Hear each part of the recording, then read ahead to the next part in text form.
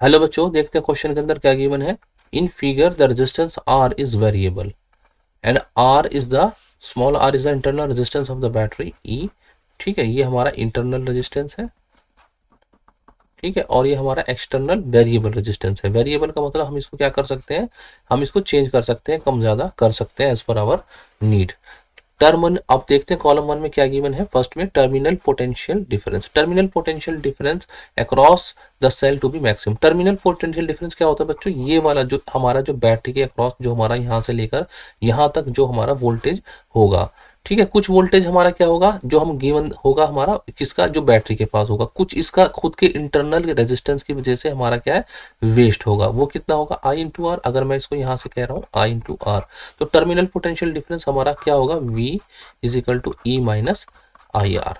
ठीक है, ठीक है, V क्या होता है जो हमें मिलेगा, E जो है जो रेटिंग आती है, लेकिन इसका खुद के इंटरनल रेजिस्टेंस की वजह से हमारा क्या हो जाता है, थोड़ा सा कम हो जाता है। मान लो E हमारा क्या होता है 2.6 है और वोल्टेज हमें मिलेगा 2, कुछ वेस्ट हो जाता है इसके खुद के इंटरनल रेजिस्टेंस की अक्रॉस। ठीक है, जो कि R होता है। तो यहाँ पर क्या है हमारा, इस तरीके से हम लिखेंगे V is equal to E minus I R. ठीक है बच्चों, अब हमारा क्या है, क्या कह रहा है टर्मिनल अक्रॉस, ये मैक्सिमम कब होगा, ये चीज हमारी मैक्सिमम कब होगी, जब ये वाली हमारी क्या होगी मिनिमम। मिनिमम क्या कर सकते हैं हम, आई को 0 रखते हैं। अगर हम ओम्स लॉ देखें V is equal to I R. ठीक है, तो R क्या हो गया हमारा V अपॉन आई, और I कितना है हमारा, हम मान रहे हैं 0, मिनिमम वैल्यू क्या है 0, तो यहाँ पे R इन्फिनिटी हो जाएगा। तो पहले केस में हमारा क्या हो जाएगा C वाला हो जाएगा, इसका क्या हो जाएगा C, ऑप्शन C। ये किसका हो जाएगा, फर्स्ट का, ओ सॉरी ये वाला फर्स्ट का हो जाएगा। ठीक है बच्चों, अब हम सेकंड चेक करते हैं। Power transfer to R is less than the maximum possible.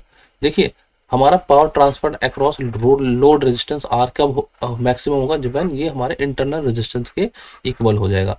बाकी किसी भी केस में, बाकी किसी केस में जब R is equal to r नहीं है तो हमारा पावर मैक्सिमम नहीं होगा।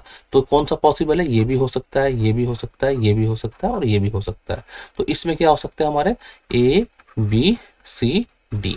ठीक है, मैक्सिमम खाली का एक ही केस है, इसको छोड़कर जो भी होगा हमारा पावर मैक्सिमम आने वाला नहीं है।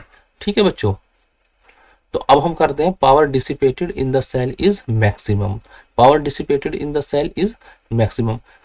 पावर सेल का कितना हो जाएगा बच्चों, power dissipated in the cell क्या हो जाएगा हमारा E into I, power dissipated in the cell. ठीक है, ये हमारा फिक्स है। अगर मैं आई को मैक्सिमम कर दूं, आई हमारा मैक्सिमम हो जाए, तो हमारा क्या हो जाएगा, पावर ये ऑफ द सेल भी मैक्सिमम हो जाएगा। ठीक है, और ओम्स लॉ से हमारा आई क्या हो गया V अपॉन आर। ये मैक्सिमम कब होगा, जब हमारा R क्या होगा, R की वैल्यू क्या होगी मिनिमम होगी। जब R मिनिमम होगा तो हमारा I मैक्सिमम हो जाएगा। ठीक है, R मिनिमम कितना हो सकता है, R मिनिमम 0 हो सकता है। ठीक है, तो हमारा क्या हो गया इसका आंसर, थर्ड वाले का क्या हो गया बच्चों, थर्ड वाले का हमारा हो गया ऑप्शन डी। ठीक है, जब हमारा इंटरनल रेजिस्टेंस हमारा सॉरी एक्सटर्नल रेजिस्टेंस हमारा 0 हो जाएगा तो power dissipated in the cell is maximum हो जाएगी। फोर्थ देखते हैं, fastest drift of ions in the electrolyte in the cell will be. देखिए फास्टेस्ट ड्रिफ्ट का मतलब है कि हमारा करंट क्या है मैक्सिमम होना चाहिए। ठीक है, फास्टेस्ट ड्रिफ्ट जब भी होगी। ठीक है, तो इस केस में भी हमारा क्या हो जाएगा, ये हमारा फोर्थ वाला केस ही हो जाएगा। करंट मैक्सिमम कब होगा, जब हमारा R इज इक्वल टू 0 होगा। Fastest drift of the ion मतलब कि करंट मैक्सिमम, करंट मैक्सिमम, और करंट मैक्सिमम कब होगा, जब हमारा रेजिस्टेंस 0 हो जाएगा। तो आई होप बच्चों आपको समझ में आ गया होगा। Good luck, good bye, thank you.